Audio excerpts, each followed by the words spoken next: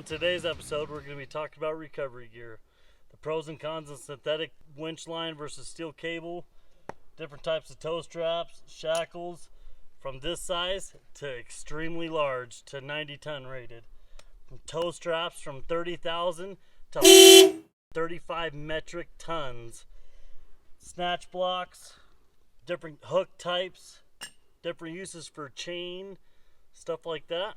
So let's get right into it. So first things first, we'll talk about synthetic winch line. This stuff's awesome as far as a safety factor. It can be fixed out on the trail with the fast fit. I'll show you guys that here in just a second. One thing you do need to keep in mind is you do need to wash this. If it gets muddy or you're working in sand, you need to open it up, dip it in a 5-gallon bucket, wash it out, make sure it's clean. The number one killer of synthetic winch line is abrasion. That's why I ended up going to the flat link from Factor 55, just so I could pull the entire winch line into the bumper. That way it wasn't getting rubbed against out on the trail. So as far as the flat link goes, you can use soft shackle with this, you can use hard shackles with this. I am not paid by Factor 55, just in case you guys are wondering, but they are awesome. You can get the same type of thing from Smittybilt. I'm sure Warren's probably making one now. This is a closed system, so with this, you hook this in your strap. There's nothing that can come loose, nothing that can open up and get bound up in any certain way. You can also use soft shackles with this. So because these edges are rounded, it is not harsh on your soft shackle to feed your soft shackle in here.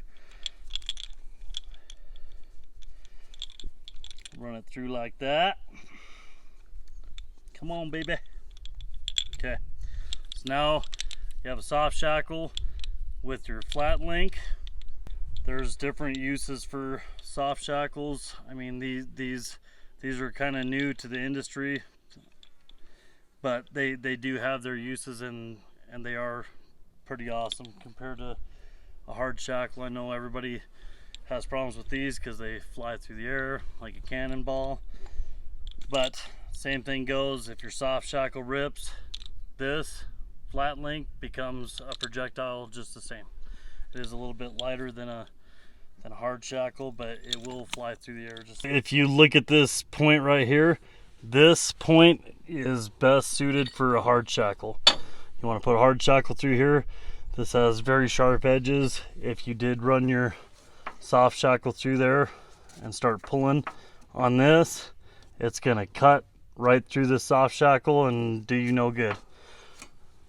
Other places for this would be more suited around tube or something like that. You know, if this is all you had and you needed to attach this to this pickup, around this tube would probably be the best spot.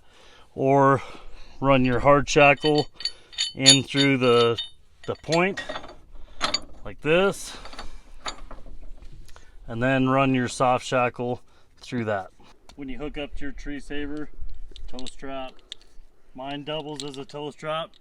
We don't have a lot of trees in our area. This is God's country compared to where we're normally used to. So you hook up to your tree strap, run it as low as you possibly can to the strongest tree that you possibly can.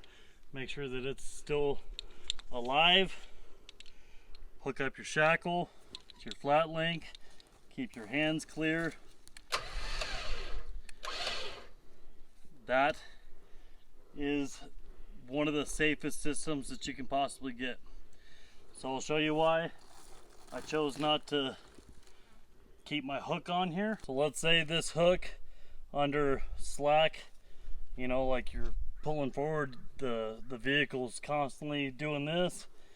If this hook turns like this and you start pulling, you're putting all the weight of this tow strap in the truck against this gate. This gate is not rated for what the hook is rated for. Then if this had a lot of tension on it, when it did, this hook comes back and hits the driver's side windshield. Worst thing that you can ever see. It happens quite often if you watch a lot of videos on recovery failures.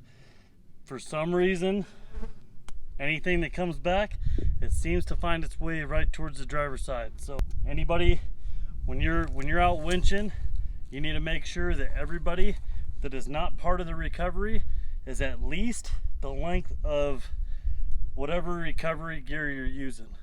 If you got that winch pulled out, it's 150 foot of line, they should be standing at least 150 feet away. Make sure nobody walks over top of this winch line. That way, in case something breaks, it doesn't come snapping back and hit them in their legs. Steel winch line, I don't even have anything with steel winch line, but steel winch line is definitely, it has its pros and it has its cons. Cons would be when it breaks, it has kinetic energy snapping back with steel wire. I mean, it can cut you. It can cut you in half if it snapped back with enough strength. The one downfall of synthetic winch line is right there. This right here, if you're dragging this along a rock, you can even hear it with just that little bit of pressure. It's already starting to chafe the winch line. You would want to put a winch line protector on this and make sure that it doesn't slip out as it's dragging over the rock. This line does break fairly often, fairly easy. You just have to know how to splice it back together. Once again, I'm not affiliated with Factor 55, but they do make a nice fast fit. This is what you would use out on the trail if you were needing to splice your winch cable back together. Take these measurements. They tell you rope diameter. It needs to be buried at least 27 inches, 7/16, and so on.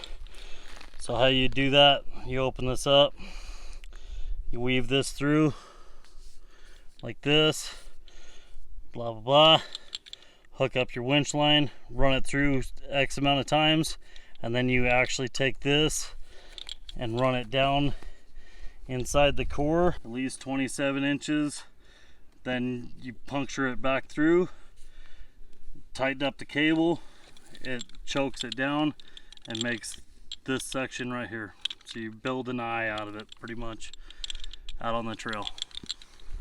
When you're in your recovery, you need to make sure that you're using the proper rated stuff. And by reading this says it's only rated for 4 3/4 ton. There's a 5 times safety factor built into these shackles. So this shackle could withstand 20 tons. This shackle is rated for 2 tons and can withstand 10 tons. So if your shackle gets bent or distorted, your pin's not going to rotate in and out very easy. That's how you know that you've gone to the point that your shackle was out of its working range. You need to make sure that everything associated with from your winch to your straps to your shackles is all rated within specs of what that winch is going to pull. So this is a snatch block. I explained the reason why I still carry the old school snatch block like this, and it's just in case somebody's running steel cable. If you guys are wanting to see that video, you guys can check up there. I'll put a link up at the top.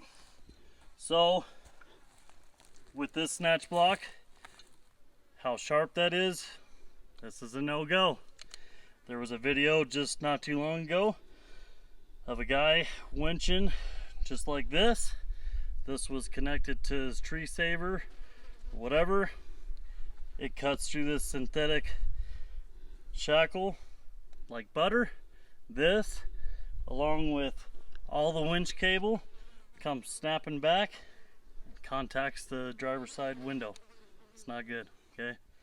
So when you're using this, you need to be using a hard shackle.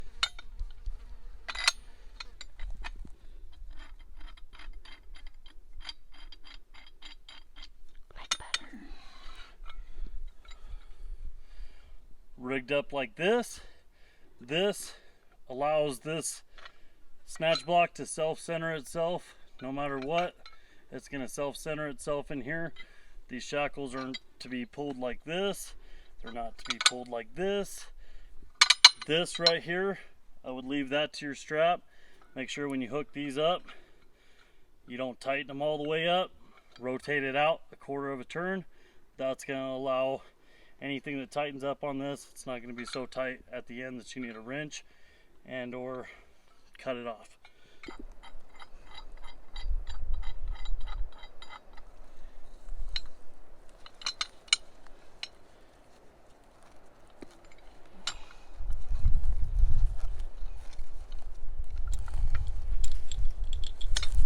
In this configuration right here with the snatch block, this, because there's two lines coming back on each other, it's 2 times the rating of your winch. You can quadruple this, you can put 4, you can put 5, you can put 6. But the problem that you're going to run into is the amount of distance that you're going to be able to travel with this is going to be lessened, because you're going to have so much winch line wrapped up between the pulleys going back to the truck. You can use these for directional pull too. Let's say I rolled my pickup, I needed to come up to here to keep it straight in line with my winch.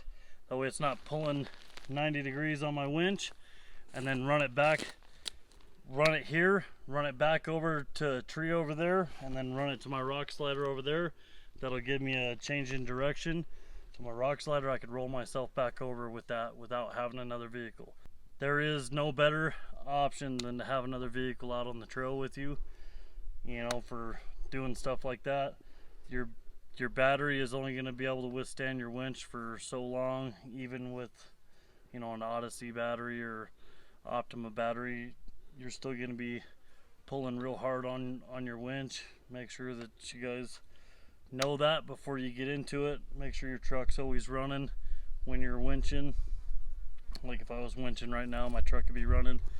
This is just kind of demonstration use of this, but done the same. So like I said before, this right here would be the proper way to use your soft shackle with this receiver type toe point. I wish I knew the formulas, but I don't have my 4-Wheelers Bible no more. Anyways, you can find, I'll put a link in the description for a 4-Wheelers Bible. That in itself will teach you a lot about recovery in different situations. You know, when you're stuck in the mud to a certain depth, what kind of, you know, like how many pounds of force it's going to take to retrieve you from that. You can use kinetic ropes as well. I mean, a winch is just one tool in your arsenal when it comes to off-roading and taking care of yourself out on the trail. So when you're in your recovery, some of the safety things that you need to keep in mind: do not step over your winch line like this, unless, especially if it's under tension. This right here, unless you want your meat and beans to be attached to the front end of your truck, this is probably not the good situation. I'm not wearing gloves, and I know, all right, I should be wearing gloves because I'm touching my winch cable and all this, but synthetic line is very nice on your hands. It doesn't, just rope burn. It does, you know, like kind of turn your hands black. Anyways, okay, if this was steel cable, I would definitely be wearing gloves. It starts to get chafed, it starts creating needle points, and running your hand over your winch cable like that could potentially cause some damage to your hands. So steel cable will always have its place within the off-road community. So the problem with steel cable is you start breaking all these little strands in here, and this cable becomes brittle. It doesn't have the same break strength. And as well as these little things like this become a needle point when you're reeling your winch back in, stuff like that. These little points in the middle of the cable just poke right through your skin. So another thing to keep in mind when you're under your recovery, you can pull your floor mats out, a sock with a rock in it, just kind of wrapped up around your winch line, just to make sure that if this does snap back, it doesn't it brings it to the ground and underneath the truck. So like I said, in our area, we don't normally have trees. We had to actually come to this area to shoot this video. But in our area, normally, either you're going to want another vehicle, you're going to want a dead man, or you're going to want a ground anchor. So dead man, you can bury anything from your spare tire to your high lift jack. Yeah, even a large tree branch or something you could bury in the ground, run a strap through it, and then when you get up to it, just winch it up out of the ground. I do have a story behind recovery. A long time ago, we were wheeling in a canyon. We did not have a winch at the time. We did not have a front locker at the time. Truck was in its initial build stage. Got stuck in a natural spring in the road, buried it. Didn't have anything to winch to, even if I had a winch. So the only thing I had was my high lift jack, and I was kind of stuffing stuff under the tires. Needless to say, it took 2 high lift jacks and a Jeep Cherokee to yank me out of that situation. So that is one reason I'm very huge on recovery. I deal with a lot of recovery gear at work. You know, at work we pull 400-ton haul trucks or 2 million pound shovels out. I mean, it just depends on the situation that we're in. We pulled D11 track dozers out, D10 track dozers out all the time. It's a constant situation. Some of the recovery gear we use at work, I'll show you right now. The soft shackles are very large. They're rated at 90 tons. Some of the toe straps we're using, they're rated anywhere from 2 million pounds to 535 metric tons, which is 1,179,000 pounds. They're freaking massive. So